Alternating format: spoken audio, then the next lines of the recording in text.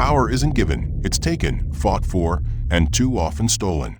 In a world where a black leader's voice becomes the target of ridicule before his vision is even heard, every meeting is a battlefield, every glance a calculated strike. Behind polished smiles lies a current of cruelty, subtle yet savage, erasing identity piece by piece until the only question left is who will rise from the ashes of betrayal. This isn't just a story about corporate warfare. It's a fight for dignity, truth, and justice in a system rigged to silence. If this pulls you in, hit like, subscribe, and tell us where you're watching from and what caught you off guard. Your voices are the resistance that keeps this story alive. Elijah M. Cross stepped through the glass front doors of Hargrave & Lentz Global Holdings just after sunrise. The sun hadn't yet lifted the city haze, and the streets were still painted in morning blue. But inside the corporate atrium, the lights had already shifted to full daylight mode. Cold, bright, calculated. He walked past the lobby security like he had 1,000 times before, his gait measured, coat crisp, badge clipped to the front pocket of his tailored charcoal jacket. He didn't rush. He didn't nod excessively. He didn't need to. There was a quiet authority to how he carried himself, earned, not assumed. But today, something subtle shifted as he passed the reception desk. The woman sitting there was new, unfamiliar, and when Elijah offered a courteous nod in passing, she didn't return it. Instead, she squinted slightly at his badge, hesitated, and half rose from her chair before settling back and saying nothing. No greeting, no smile, not hostile, just unsure, like he didn't belong. It wasn't enough to call out, but it was enough to notice. He kept walking. The express elevator to the executive levels arrived in seconds. The mirrored interior reflected Elijah's image back at him. Composed, deliberate, professional. But beneath that surface, he was already aware something was off. The doors opened on the 47th floor. Elijah stepped out into the operation suite, his shoes tapping softly on the imported stone floor. It was quiet, too quiet. He paused. The kickoff meeting for the Southwest Expansion Initiative, the one he'd helped blueprint for nearly a year, was scheduled for 9 a.m. It was only 8:50. He walked toward Conference Room 7, only to find the frosted glass door already sealed shut. Through the translucent panels, silhouettes shifted, people leaned forward, heads turned, voices murmured. The meeting had already started. Elijah's brow furrowed. He pulled up the calendar invite on his phone. Still said 9 o'clock. No updates, no reschedule notice. He placed his hand on the door's access pad, but before the reader could ping green, a voice stopped him. "Excuse me, sir. Conference in progress." It was Corey, a junior assistant from a logistics team, standing in the hallway with a tablet. His tone was rehearsed, polite, but firm. Elijah looked at him and said nothing for a moment, waiting for recognition to settle in. It didn't. "I'm supposed to be in this meeting," Elijah said at last, low and even. Corey blinked. "I think this is just for core leads. You might want to check with development." Development. That meant Niles Halworth, Elijah's own former protege. Elijah took a breath, stepped back, and walked away without a word. At 10:02 a.m., the meeting let out. The conference room door opened with a hush, and out came the faces Elijah had once considered allies. Don Travers and Darla May from operations, Quinn Mercer from legal, 2 senior analysts from research, Niles at the center of them all, talking, laughing, guiding, as if the room belonged to him. Elijah stood nearby, pretending to check his watch. Darla glanced at him, hesitated, offered a weak smile, then looked away. Quinn offered nothing at all. Niles made eye contact, just briefly, then moved on. No one asked where he'd been. No one apologized. No one even acknowledged the fact that the man who drafted the original expansion model had not been allowed in the room. Back in his office, Elijah closed the door behind him and sat at his desk.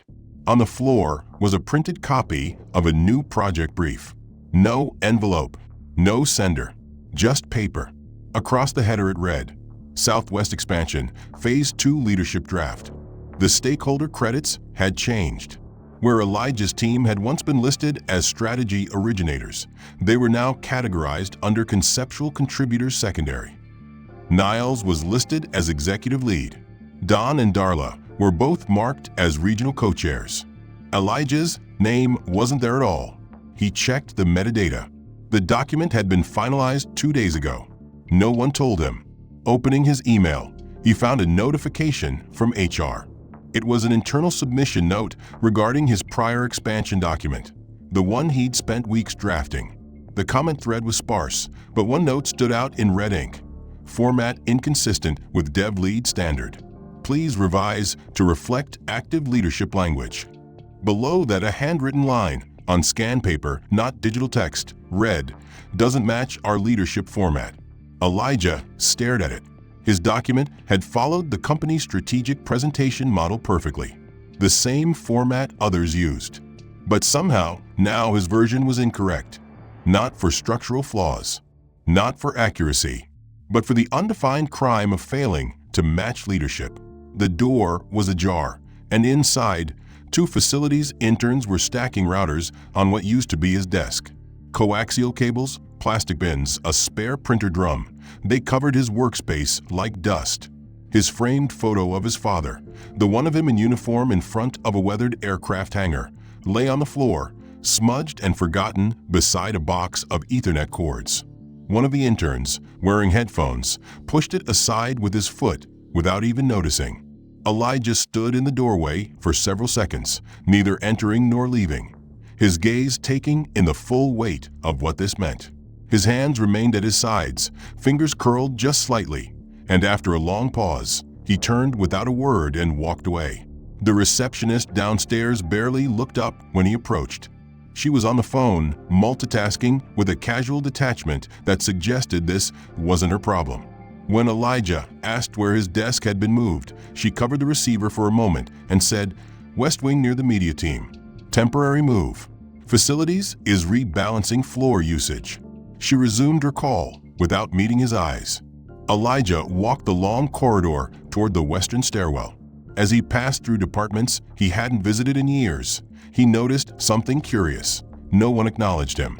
Not out of rudeness, but out of habit, like he was already outside the lines of their relevance. The closer he got to the rear of the floor, the more industrial it became. The last corner before the stairwell was dimmer, lit by flickering fluorescents, and bordered by the janitorial supply closet. And there, next to a fire extinguisher and a locked gray cabinet labeled telecom backup only, sat a narrow desk with a single chair. A handwritten sticky note read, "Cross." That was it. No monitor, no company phone, no office number, just a folding desk and a wall with paint that had faded 3 shades from neglect. Elijah set his briefcase down, pulled out his laptop, and connected to the network. The screen loaded slowly, and for the first time since yesterday's meeting, he allowed himself to exhale. But the silence didn't end. It grew. He opened his inbox, expecting at least a backlog of messages, apologies, clarifications, project updates. But there was almost nothing. 5 spam emails, a facilities update, 2 generic HR circulars. That was it. He frowned. He checked his sent items. Dozens of messages over the past 2 weeks, reminders, strategy documents, slide decks, KPI clarifications, notes on market segmentation, all unanswered. At first, he thought everyone was simply busy. Now, he realized they hadn't seen them at all. He ran a diagnostic filter, opened the server logs, and found it. A custom rule had been applied to his sender credentials, one that routed his emails into recipient promotions folders, automated junk. Whoever did it knew exactly how to isolate him without triggering suspicion. He sent a test email to Darla, then one to Quinn, then to his own external Gmail. All 3 landed in spam, auto-tagged with the label promotions. Not flagged by the firewall, not rejected, just buried. Quietly, efficiently, and thoroughly. He sat back, staring at the screen. The implications sank in like water into dry earth. He wasn't being ignored. He was being muted. Silenced through code. He was still in the building, still technically part of the organization, but structurally invisible. Even if he shouted into the digital void, no one would hear him. No one would know to listen. At 9:03 a.m., a new dashboard alert went live across all company displays, SW corridor expansion. Core leadership credits finalized. Elijah's name was not listed. Again. Instead, the list included Niles, Don, Darla, even Corey, the junior assistant who'd blocked him from the conference room. Elijah's metrics, his forecasting models, his performance charts were all there, just under someone else's signature. At 11:17 a.m., he walked into the executive break room for a coffee. The moment he entered, the room shifted. Conversations dropped an octave. Eyes darted. Someone coughed and looked away. He moved toward the machine, poured a cup, and reached for sugar, only to find the container labeled, "For client-facing departments only." He paused, held the scoop for a moment, then replaced it and left without drinking. As he exited, he noticed a new poster on the wall, printed with bold font over a minimalist graphic. It read, "Collaboration is earned through consistency, not entitlement." Someone had circled "earned" with a red marker. He still came in early, still reviewed reports, still logged updates, still signed off on budgets that others took credit for, but the motions were now hollow. He was maintaining a structure that no longer acknowledged his architecture. And as if to punctuate that erosion of presence, the latest company-wide announcement came through with a chirp on his monitor. "Hargrave and Lint's Culture Week, let's celebrate who we are." It was bright, colorful, and completely detached from the daily undercurrent of silent sabotage he'd been enduring. He clicked open the schedule. There were panels, speaker events, themed lunches, and something new this year, a team-building initiative called Mock CEO. Each department would select someone to impersonate a company executive in a lighthearted, satirical format. Harmless fun, supposedly. Elijah closed the message and returned to his spreadsheets. He had no intention of participating. But by noon, a banner appeared in the hallway outside the operations bullpen. It stretched across the corridor in vinyl lettering, professionally printed and mounted for everyone to see. It featured a caricature of Elijah, his face enlarged, mouth agape mid-sentence, eyes exaggerated into cartoon saucers, and beneath him a bright, blocky title read, "Captain Global Now," with 23% more confusion. Subtitles scrolled beneath the image in gibberish, a mock representation of his accent, punctuated with random punctuation marks and misspelled words. Around the image, speech bubbles included phrases like "vision eventually" and "Synergy Level 5, activate." Elijah stood at a distance, staring at the display as interns gathered nearby, laughing, pointing, snapping photos for their internal social feed. No one asked if it was appropriate. No one considered the implication.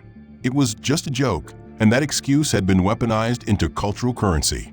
Inside the marketing suite, Niles and Don were huddled over a laptop with a few others, reviewing final edits for the video segment that would be aired during Friday's Leadership Laughs showcase. Elijah had once sat on the approval board for company-wide creative. Now, he wasn't even notified. As he passed their open office, he caught the audio from a clip, a distorted voice mimicking his cadence, paired with exaggerated graphics showing a spaceship crashing into a conference table. No one looked up. No one paused it. They acted as if he wasn't there, which, in the structure they'd built, he wasn't. Later that afternoon, a digital poll launched via the company app. Vote now. Hargrave's most inspiring executive. It was framed as a community highlight, an opportunity to spotlight positive influence. The list of candidates included Niles, Quinn, Darla, even two directors who had only been at the company for a quarter. Elijah's name was nowhere to be found. He stared at the screen for a long moment before minimizing the window. He didn't vote. He didn't speak. He simply sat back and tried to remember when exactly the knife had twisted, when exclusion became mockery, when silence became spectacle. At 3:20 p.m., a group from the media team passed by his desk, his folding desk, still tucked in the dim hallway corner with the broken thermostat and the faint scent of floor polish, laughing loudly about the mock CEO skits. One of them, not seeing him sitting just behind a filing cabinet, joked, "Wonder if Captain Global's gonna show up and give us the weather report from Planet Irrelevant." The others laughed, and Elijah stayed still, invisible by design. He didn't stand. He didn't react. He just watched them walk away, unburdened by decency. By Thursday, the smear campaign had evolved beyond humor. a Slack channel appeared, unlisted in the main directory, but not difficult to find. Its name, #GlobalWatch. It featured GIFs, inside jokes, and screenshots of Elijah's old memos edited for satire. One post showed a mock executive quote of the day, with Elijah's name under a fake quote that read, "Let's disrupt vertical value with interdimensional cohesion," accompanied by a distorted photo of him gesturing at a whiteboard. The reactions poured in, crying, laughing emojis, dancing aliens. A poll asking which galaxy he should lead next. No one moderated it. No one flagged it. It lived in plain sight, part of a culture that rewarded conformity cloaked in comedy. Elijah walked into the building at 7 a.m., earlier than almost anyone else, seeking the peace of quiet hours to ground himself. But beneath the surface, he carried a weight that no early morning calm could erase. A growing sense that the structure he once helped build was now being twisted around him like a trap. He returned to his hallway desk, opened his laptop, and began reviewing the weekly finance reports, still fulfilling his duties, even though no one had formally acknowledged him in weeks. The digital dashboard loaded slowly, and as he opened the expenditure ledger for the Southwest Expansion Initiative, a flagged item caught his attention. A six-figure transaction labeled as Media Rollout Phase 3 Vendor Onboarding had been greenlit 2 days prior, approved under the digital signature of Niles Halworth. Elijah frowned, leaned closer, scrolled through the approval chain, and confirmed what he already suspected. The authorization field should have listed his name. Elijah was still the assigned financial authority on Phase 3 contracts. Niles had no listed delegation rights, at least not officially. He checked the permissions log and saw a backdated entry, an access override processed through internal systems labeled Leadership Delegation Efficiency Protocol. It was signed digitally by a mid-level HR liaison, not even someone Elijah recognized. The timestamp placed it on the morning of the Culture Week kickoff, a move that had clearly been orchestrated while everyone was distracted by the pageantry of company unity. Elijah's mouth tensed as he stared at the line item, knowing full well that this was not a clerical error. It was a calculated maneuver designed to remove another layer of his authority without confrontation or accountability. He printed the documentation, highlighted the relevant inconsistencies, and drafted a formal inquiry addressed to HR. The message was direct but respectful, noting the delegation irregularity, the timing, and the absence of communication regarding the shift. He attached receipts, digital trails, and past approvals to reinforce his role. When he hit send, the notification appeared instantly. Your message has been redirected to the Leadership Alignment Queue. Expected response time, 3-5 business days. He sat back in his chair, staring at the screen, lips pressed tight. He already knew the reply would be polished, neutral, and utterly hollow. By mid-afternoon, the response came not from HR directly, but from a workflow systems analyst in the talent optimization branch. The email was short. Dear Mr. Cross, thank you for your concern. As part of our ongoing effort to streamline leadership layers and improve decision-making velocity, certain functions have been temporarily reassigned. We appreciate your flexibility during this transitional phase. No apology, no explanation, no conversation, just a bureaucratic vapor cloud of language that made it clear the decision was already made, and his protest wasn't even acknowledged as valid. Elijah read it twice, then closed the email, leaned back in his chair, and looked to the ceiling. For the past 6 months, he had overseen every line item on the Southwest Initiative. He had evaluated vendors, negotiated contracts, and implemented policies that saved the company close to $900,000 in projected overages. That wasn't speculation. That was fact, quantified, reported, and archived.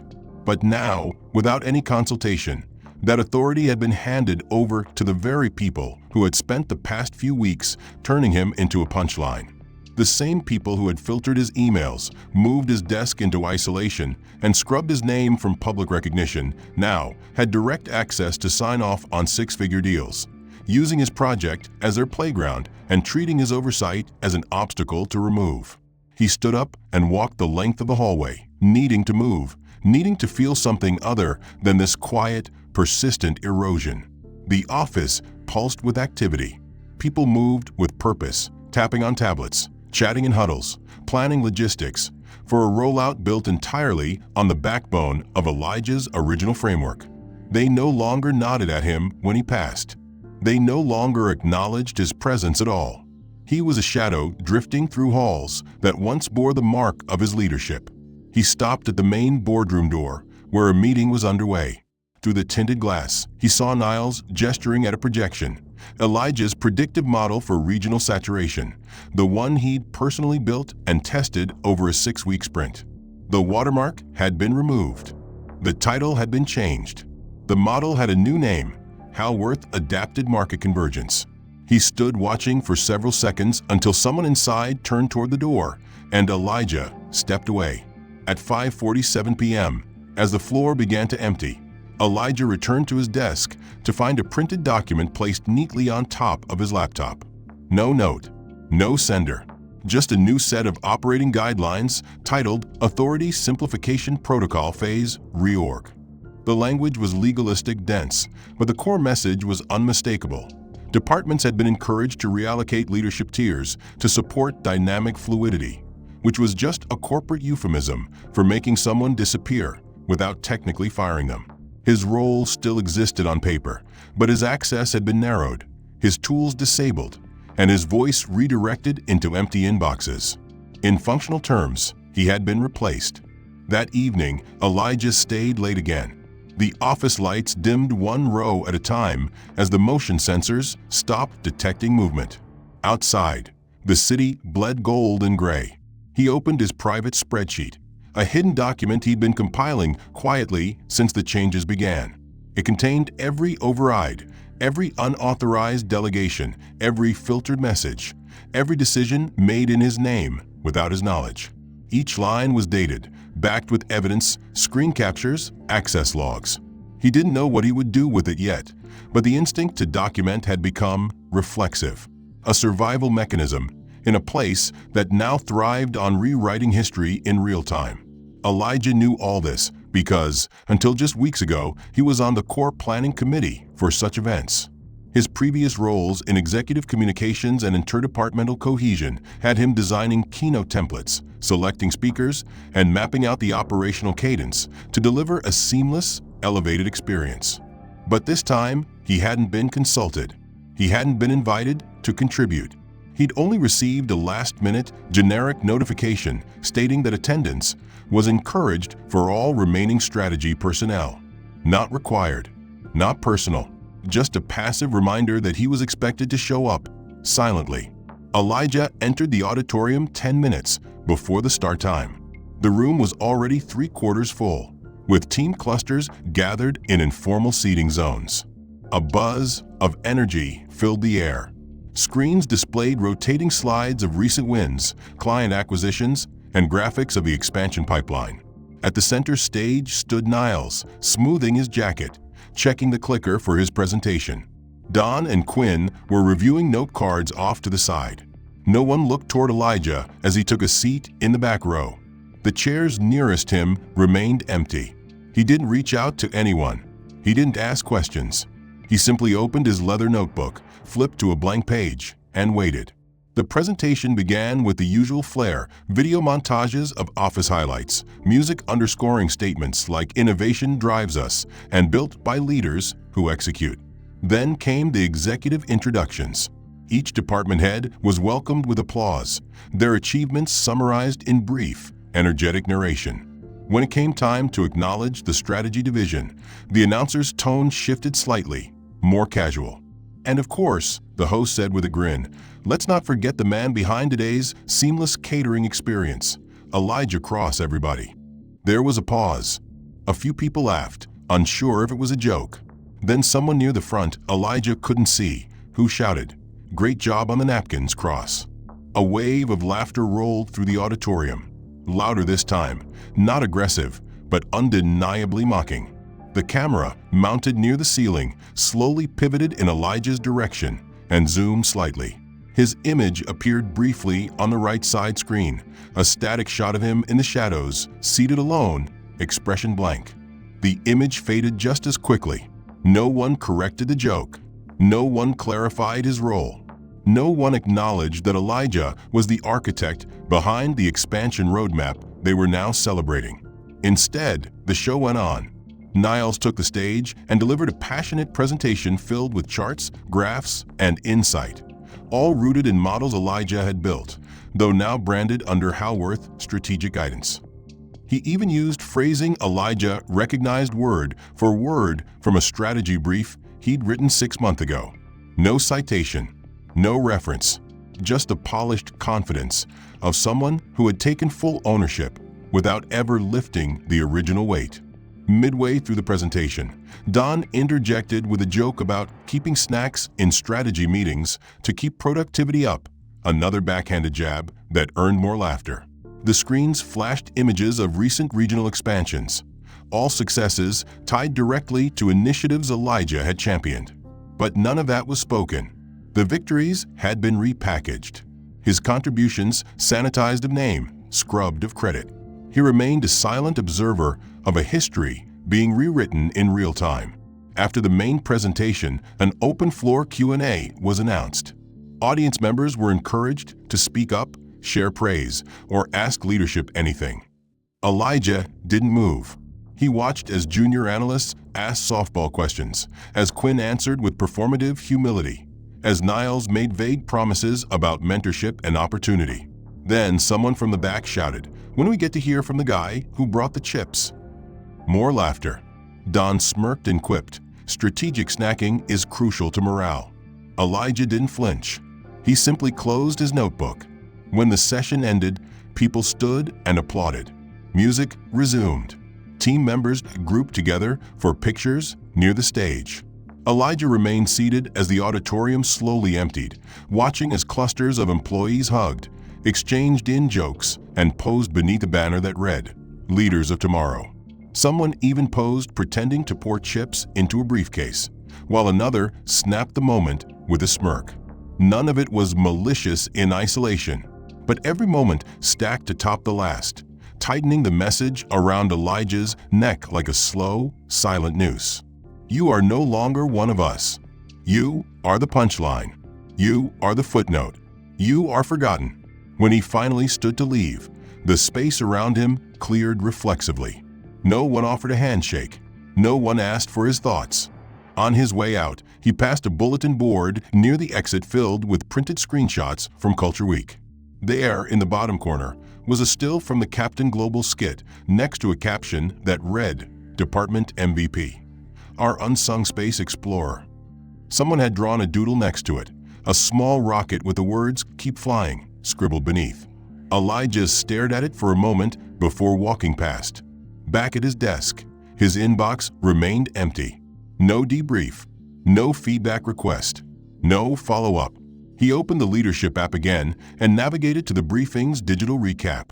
His name was not mentioned once, not in attendance, not in contributions, not in acknowledgments. The summary thanked Quinn for compliance review, Niles for visionary direction, and Don for keeping the mood light. A photo of the catering table was included at the bottom, with a caption that read, "Always thinking ahead. Team fuel by design." He opened his private documentation file, added a new entry. Q2 all hands briefing. Public acknowledgement distorted. Credit erased. Leadership humor weaponized.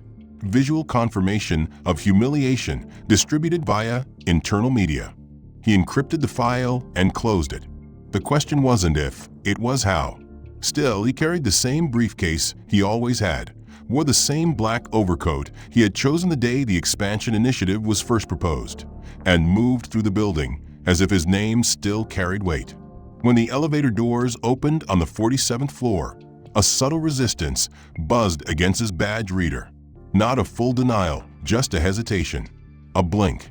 The kind of system pause that said, "Something's changed and no one told you." He tried again. The door opened, but only after a soft, mechanical delay. He walked to his desk, the folding table near the janitorial closet, still labeled cross in faint dry erase marker, and booted up his laptop. The system took longer than usual to load. When the desktop appeared, his toolbar icons were gone. All of them. No shortcuts, to the financial dashboards.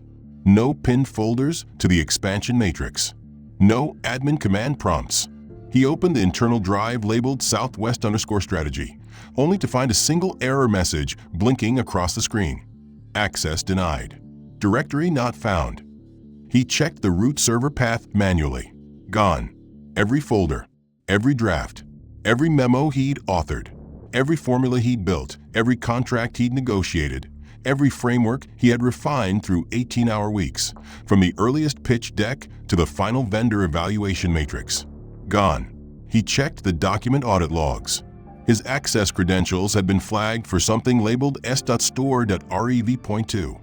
Storage review. Level 2. Typically used only during internal legal holds or pre-termination data sweeps. Not for active personnel. Not without warning. Elijah sat motionless as the realization tightened around him. They weren't just stripping his access. They were erasing the record of his existence, silently, surgically, efficiently. He moved to the internal messaging portal, attempting to contact system support. His login bounced. Unauthorized. He tried again through the admin backdoor. Flagged. Limited credentials. Temporary user. Elijah Cross, senior strategy lead, original architect of the Southwest expansion, had been reclassified in the system as a temporary contractor. His inbox was empty. His calendar wiped. His network permissions rolled back to viewer status. By 9 a.m., the department floor was awake. Screens came alive. Laptops opened. Laughter echoed from the glass-lined cafe area. Don strolled by carrying a tray of lattes for a marketing huddle. Quinn passed with a clipboard, never once looking toward Elijah's desk. And then the monitor on the central wall lit up with a special broadcast, strategic rebranding, new vision launch. Niles appeared on screen, standing behind a podium draped in a banner that read, "From Blueprint to Boldness." The company-wide stream had been planned without Elijah's knowledge, coordinated during the very hours he'd spent recovering from public humiliation. Niles smiled confidently and began his speech. 6 months ago, he said, this company embarked on a bold new journey, a mission to expand not just into territory, but into vision, into scale, into velocity. Behind him, slides cycled through diagrams, financial charts, and animated forecasts. They were polished, corporate clean, devoid of personal touch, but Elijah recognized every single line, every structure, every model. They were his. But the titles were new, the color palette rebranded, the tags renamed. Halworth Market Framework, Vision Horizon Tiering, Agility Build-Out Plan. Every last one of them had been stripped of his authorship and rebranded under Niles's name. Midway through the stream, Niles clicked to a slide titled From Scratch. It displayed a blank whiteboard with scribbled circles and arrows leading to the first phase of the launch. We didn't inherit this structure, Niles said, looking directly at the camera. We built it from scratch, with clean hands, with brave minds. Applause filled the background from the small, curated in-person audience. Someone shouted, "To the future," and Niles raised a coffee mug in salute. Elijah watched in silence. No emotion showed on his face, but internally, a steel wire pulled tight inside his chest. They hadn't just rewritten his role. They had rewritten the entire origin of the company's most ambitious project, claimed authorship over the architecture of a plan they had once ignored, and turned his months of labor into a polished narrative that served their image. Worse than mockery, worse than exclusion. It was theft, performed in front of the entire company, framed as leadership, packaged as vision. After the stream ended, employees clapped, exchanged notes, and reshared the recording in departmental Slack threads. Elijah tried once more to access the shared architecture folder. Still locked. Then he checked the backup logs, his last hope. But the backups had been purged. A final note in the metadata, archived to cold storage. When he tried to request retrieval, the system responded, insufficient clearance. Contact data compliance. At 11:23 a.m., an envelope was dropped on his desk by a junior assistant. Inside was a single printed memo, unsigned, from the Office of Systems Control. It read, Effective immediately, all cross-functional documentation older than Q1 has been reclassified to prevent duplication under the new Strategic Alignment Protocol. At the bottom of the memo, in small font, was one final line: "This is not a disciplinary action." Elijah stared at the words, his jaw clenched tight enough to ache. Not disciplinary, just total erasure. A voice of authorship, of history. By noon, a new commemorative poster was mounted outside the elevator lobby. Wacth expansion, a leader's vision realized. It featured Niles standing in front of a map of the southwest corridor, with bold arrows stretching outward like a general commanding new territory. Below the image, a tagline read, "Built for tomorrow, built by leaders." Elijah stood alone at his desk, surrounded by motion, by celebration, by smiling faces and congratulatory messages that revolved around a lie. And no one questioned it. No one stopped to ask who had actually created the very thing they were now glorifying. The past had been rewritten with surgical precision, and its true author had been deleted without leaving a trace. Elijah, meanwhile, existed like a ghost trapped between walls of glass and concrete, moving through space, but denied any meaning by the very environment he helped design. His desk remained untouched in the corridor outside the backup server room. His system's access stayed restricted. His emails unanswered. The erasure was complete, or so they thought. It was Thursday morning when the itinerary appeared on the main screen in the building lobby. HNL welcomes Global Delegates Executive Strategy Briefing. The names listed were high above Elijah's former clearance. Board-level executives flown in from London and Singapore, Zurich and Johannesburg, representatives from the firm's controlling interests, people who rarely visited in person unless something monumental was happening. Their purpose, the schedule said, was to witness the first milestone review of the Wacth expansion model and assess viability for replication in foreign markets. By 9 a.m., the office atmosphere had shifted. The joking had vanished. Suits replaced polos. Coffee carts rolled through the hallways. Team leads barked final adjustments. Niles rehearsed near the main auditorium, his voice echoing under the vaulted ceiling, adjusting inflections on phrases like sustainable scalability and locally nuanced adaptation. Elijah watched from a distance, leaning slightly against a support pillar just out of sight, his arms crossed over his chest. His gaze focused not on Niles, but on the group slowly filing into the building behind a glass wall of double security. The delegates arrived without flourish. 6 of them, 3 women, 3 men. Sharp eyes, minimal expression, polished gray and navy suits, accented with discreet gold pins denoting board access. They shook hands with local leadership, exchanged greetings, and were escorted into a pre-briefing lounge with bottled mineral water and personalized briefing packets. Elijah, having memorized every face during his years writing internal intelligence digests for the board, recognized all but one. The outlier was a woman with salt gray hair, a hard but regal expression, and a navy scarf knotted once at the collar.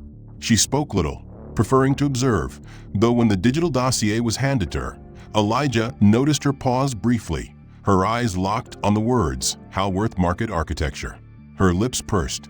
The official tour began on schedule, starting with a floor walkthrough. Niles took point, flanked by Quinn and 2 senior VPs, guiding the delegation through a curated route of spotless workspaces and framed infographics. "This station represents our forecasting model," Niles explained, gesturing toward a presentation board with a recycled graphic. "Built from the ground up by our internal acceleration team." Elijah remained 20 paces behind, casually typing into his phone, unnoticed or ignored, a figure of routine invisibility. But then, at the midpoint of the floor, as the group rounded the corner by the main conference suite, something happened. The gray-haired woman, whose nameplate read M.L. Farrow, stopped walking. Her attention had shifted slightly, not toward the conference room or the wall-mounted achievement display, but toward the far end of the corridor. She squinted. Elijah had turned slightly to step aside for a passing intern, and the light from the window cut across his face. Their eyes met. A moment passed. Then 2. Her expression didn't change, but the pause lingered unnaturally long, enough for Niles to look back and noticed the interruption. "Is everything all right, Miss Farrow?" he asked, his voice light but slightly tight. She didn't answer right away. Instead, she took one step forward, her gaze still on Elijah, and tilted her head.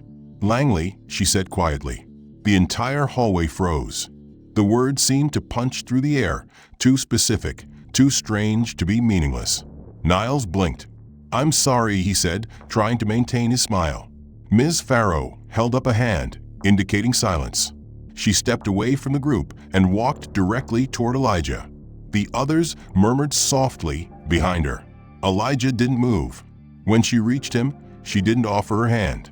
She studied his face for a moment longer, then spoke, low enough that only he could hear. "You're Henry Cross's son." Elijah gave her a single nod. "Elijah." Her expression changed, not emotion, but recognition, the kind that came from connecting a long-forgotten memory to a recent lie. "I read your position papers," she said. "Langley called you the quiet disruptor." Behind them, Niles cleared his throat loudly.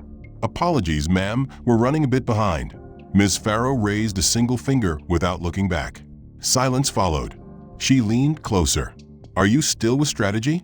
Elijah replied evenly, "I'm still in the building." She nodded again, slowly, then turned on her heel and returned to the group. "Resume the tour," she said, her voice crisp, offering no explanation. The other delegates looked at each other, but complied. Niles shot a final glance at Elijah, his expression shifting ever so slightly. First confusion, then calculation. He said nothing, but the seed had been planted. Yet throughout the morning, Elijah noticed how the hallway felt tighter, how passing glances lingered just a second longer, how Niles walked with a stiffness in his shoulders that hadn't been there before. At precisely 10:12 a.m., Elijah received an internal message routed from a restricted node, bypassing the main inbox filters.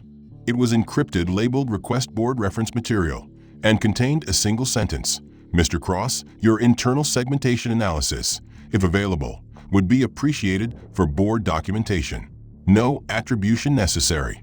MLF." No title, no preamble, just an invitation cloaked in simplicity, but carrying the weight of something seismic. Elijah didn't hesitate. He retrieved the final version of his cross-tier segmentation strategy, the one he had built, optimized, revised, and perfected over months, the one that had predicted South Central market behavior within a 2.1% margin and became the backbone of the entire regional rollout, before his name was scrubbed from it.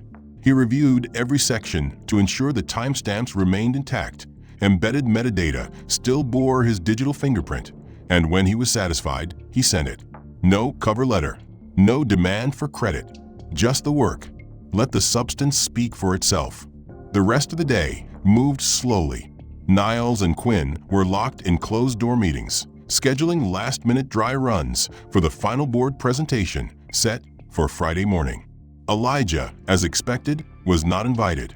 His badge remained flagged limited, and all notifications regarding the briefing were still omitted from his calendar. But when he walked past the executive conference suite Thursday evening, he noticed something strange. On the large whiteboard visible through the glass wall, scrawled between bullet points and agenda highlights, was a phrase written in thick black marker: "Cross-tier variance Q and A positioning." It hadn't been there the day before. Elijah stopped, watched. Inside, Quinn was talking fast, flipping between printouts. Niles stood with his arms crossed, saying nothing, but his jaw pulsed like someone gritting through a root canal. Ms. Farrow wasn't in the room. Not yet. But her presence lingered, silent and influential. Friday arrived sharp and cold, the weather mirroring the mood inside the building. The board assembled in the high-clearance conference chamber, the room where only top-tier decisions were made. Security detail was present. Phones were collected. The mood was tense, official, final. Elijah remained at his desk, not summoned, not briefed, not even acknowledged. Yet somehow, the silence no longer held the same power over him. He had already delivered what mattered, and now others would carry it forward, or fail trying to mimic it. At exactly 9:03 a.m., the doors to the conference room sealed, and the presentation began. Niles stood in front of the delegates once again, back straight, expression controlled, walking through the visual slides and projection metrics, as if nothing had changed. He smiled at the appropriate moments, nodded deferentially when pressed for details, and referred to his supposed team of agile contributors when asked about data origins. But then came the unexpected turn. Ms. Farrow leaned forward slightly and asked a single question. Could you clarify the assumptions behind the tier segment pivots in Region 4? Specifically the logic behind the variant shifts that follow the cross-dier approach. The room went quiet. Niles blinked once, then twice. A bead of sweat formed near his collar. He reached for a chart, then paused, realizing the slide did not contain the answer. Well, he said carefully, that model was developed in conjunction with several legacy assets, and the team iterated it across phases. Ms. Farrow raised a brow. So the cross-dier label was a placeholder, not a reference. Niles froze. No, of course that phase included collective input. She didn't smile. She didn't interrupt. She simply turned to another board member and said, "Interesting." The rest of the meeting proceeded with manufactured smoothness. But the air had changed. The tension that once protected the lie had fractured. Niles continued the presentation, but the board's questions became more direct, less forgiving. They probed assumptions, asked for raw data sources, and every time Niles tried to reassert ownership of something he had not built, the lack of depth exposed itself. His fluency faltered. His charm fell flat. The board wasn't fooled. Not anymore. But beneath the surface of everyday operations, the system was already breaking. At 7:42 a.m., a confidential flag went live inside the Hargrave and Lintz Compliance Department's internal audit portal. The tag read divergent attribution HEL_South_EXP_A2. The file wasn't just reviewed, it was locked, copied, and sent upstream. 10 minutes later, a metadata sweep was initiated across the core expansion archives. Within the hour, Elijah Cross's name appeared, embedded, timestamped, and cross-referenced against 16 key documents that had been retitled or reformatted under the Wacth brand. This wasn't an HR misunderstanding anymore. This was digital truth catching up to the lie. Niles didn't know it yet. At 8:30 a.m., he was still prepping for his week's stakeholder sync, talking confidently on the third floor about rollout velocity and onboarding goals. But the legal division had already received the early audit summary, and Ms. Farrow, having returned to her London office, had submitted an official board inquiry requesting full chain of authorship documentation for all models presented during last week's review. The language was polite but firm. Origin documentation required to satisfy fiduciary due diligence. No one reading it misunderstood the implication. At 9:10 a.m., a message pinged into Elijah's secondary archive account, a system he'd set up months prior as a precaution, routed through 2 off-network nodes, and used exclusively to mirror document changes in real time. It displayed a list of audit hits, including file aliases, approval records, and the most damning of all, admin logs showing Niles's edits to original strategy memos with deliberate author tags removed. The deletions weren't passive. They were precise, purposeful, traceable. Elijah sat at his desk, breathing slow, steady, controlled. He didn't celebrate. He didn't smirk. He simply read the logs again and again, letting the reality sink in that the truth was no longer just his to bear alone. It had begun to speak for itself. At 10:02 a.m., a meeting invite landed in Niles's inbox. Compliance review urgent. It was scheduled for 11:30 a.m. and included the firm's VP of Legal, the compliance director, and, unusually, a silent observer from the board governance team. Niles blinked at the list, frowning, then called Quinn into his office. For the next hour, closed-door conversations rippled through the upper floor, voices raised, papers shuffled, timelines adjusted. Niles was scrambling. He had built his house of influence on charm and control, but now he was cornered by code, caught by the very system he thought he could manipulate. By 11:30 a.m., he entered the compliance suite composed, in control, spinning his own narrative before anyone else could speak. "I've just been made aware of a misunderstanding regarding segmentation attribution," he began. There was obviously cross-collaboration, but in the final hour, things got consolidated. I take full accountability for any oversight. But the compliance director didn't nod. She simply clicked her pen and said, "We're reviewing document version logs, not interpretations." Then she turned to Quinn, seated rigidly next to Niles, and asked, "Were you aware that the strategy maps you uploaded last quarter were authored outside your team?" Quinn hesitated, blinking rapidly. "I assumed the revisions were collaborative." Niles led the implementation. Niles cut in too fast. "Look, there's no reason to point fingers here. Let's just clarify whatever needs clarifying." But the board representative, seated quietly in the corner, closed her notepad and finally spoke. "We will be requiring full visibility into the asset history and decision chain. If there's any attempt to adjust records post-review, the board will be notified." The temperature in the room dropped. The silence that followed wasn't casual. It was the kind that preceded structural shifts. At 1 p.m., Quinn received a request for a signed statement confirming the origin source of the cross-tier segmentation. She didn't reply immediately. Instead, she walked to the rooftop patio, stared out over the city, and scrolled through the old emails she'd buried in a locked folder. One of them was from Elijah, dated nearly 9 months prior, with a full draft of the expansion breakdown attached and a clear subject line. "Final Approval Phase Model, authored by Cross." She read it twice, then slowly closed her phone. Her hand trembled. Niles, meanwhile, was unraveling. He spent the afternoon trying to get ahead of the narrative, drafting internal memos, meeting with PR staff, whispering in corners about framework ambiguity and shared inspiration. But the digital trail told a different story.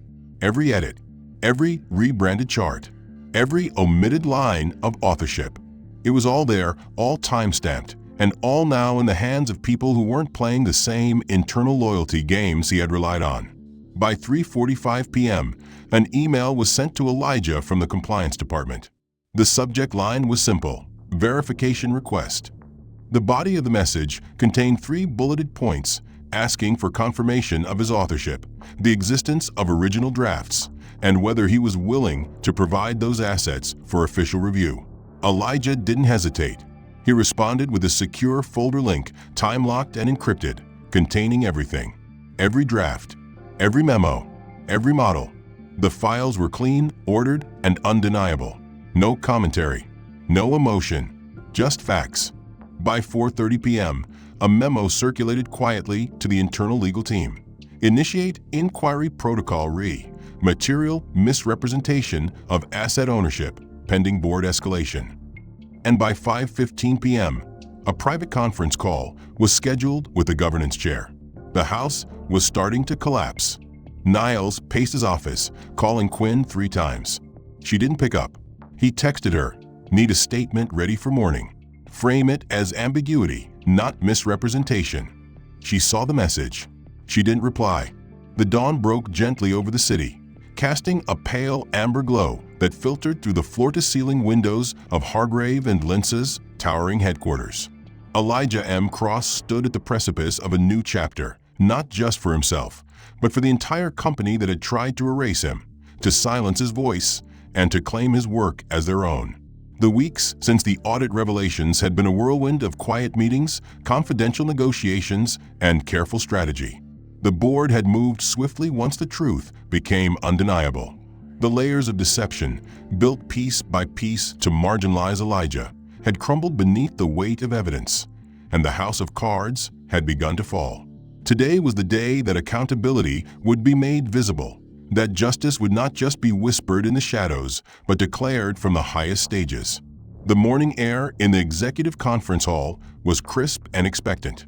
The entire leadership team, along with key stakeholders and representatives from the board, had gathered for an announcement that was equal parts reckoning and renewal. The seating chart had been rearranged. Elijah's name was boldly printed at the head of the table, titled Chief Strategy Officer, a role crafted anew to recognize his rightful place and to give him the authority that had been stripped away. The room was filled with faces both familiar and unfamiliar, each carrying the weight of what had transpired. Niles Halworth, once brash and confident, sat quietly near the back, a muted shadow of his former self, his status diminished, his influence waning as investigations into his misconduct proceeded. The CEO stepped forward to address the gathered assembly. Her voice was steady, deliberate, infused with the solemnity that such moments demanded. She spoke of renewed values, of the imperative to foster a culture of transparency and respect, and of the lessons learned from failures within. The language was firm, underscored by a commitment to restore trust both internally and with their clients. The company would undergo a full structural audit, she said, with zero tolerance for discrimination, manipulation, or misrepresentation. The statement was clear: no one was above accountability, and no act of injustice would be swept aside. When it was Elijah's turn to speak, the room fell into a respectful silence. He stood tall, unflinching, his voice calm but resonant. He began not with the past grievances, but with the future vision. "We are not defined by the mistakes made or the wrongs endured," he said.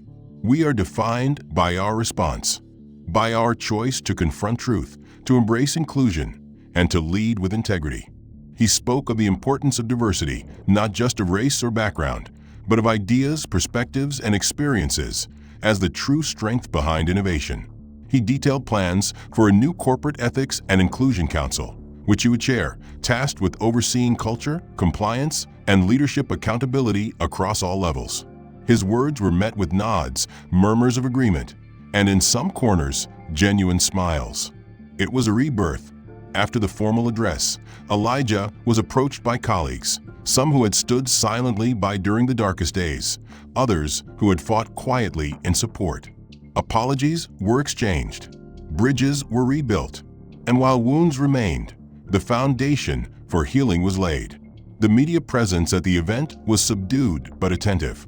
Press releases were distributed emphasizing the company's commitment to equity and the concrete steps it was taking to ensure past wrongs were not repeated. Social media buzzed with a renewed narrative. This was no longer a story of corporate failure, but one of courageous restoration. In the weeks that followed, Elijah's leadership style revealed a new depth, tempered by experience, fueled by resilience, and guided by a desire to uplift those previously marginalized. He held town halls, launched mentorship programs for underrepresented employees, and instituted transparent reporting systems for grievances and whistleblower protections. The culture began to shift. Walls that had once isolated individuals crumbled. Collaboration flourished. Performance improved, and with it, company morale. Meanwhile, Niles faced the consequences. His suspension was extended indefinitely pending a full legal investigation. Internal reviews uncovered further instances of manipulation and misattribution. The board's patience had run out. A message went out to all employees: integrity is non-negotiable. Leadership must embody the principles we espouse. It was a clear signal that the era of silent complicity was over. One afternoon, Elijah stood on the rooftop terrace, overlooking the skyline where ambition met reality. The sun was setting, painting the horizon with hues of gold and purple. He reflected on the journey, the quiet mornings spent alone in forgotten corners, the public humiliations, the systemic betrayals. But most of all, he thought about the power of truth and justice to reclaim not just a position, but a purpose. His phone buzzed briefly. A message from a junior analyst, now part of the new Ethics Council, read simply, "Thank you for making this place better." Elijah smiled softly, knowing that the real work had just begun. The story of Elijah M. Cross was no longer one of erasure, but of emergence, a testament to the endurance of integrity against oppression, the necessity of vigilance against injustice, and the enduring belief that true leadership demands courage, accountability, and unwavering respect. As the city lights flickered on, Elijah turned back inside, ready to lead with a clarity born of hard-earned justice and the hope of a future built on inclusion. The end. If you enjoyed this story, please consider liking and subscribing for more compelling narratives. We'd love to hear your thoughts on the plot. Did any part surprise or move you? Also, let us know where you're watching from in the comments below. Your feedback and stories make this community truly special.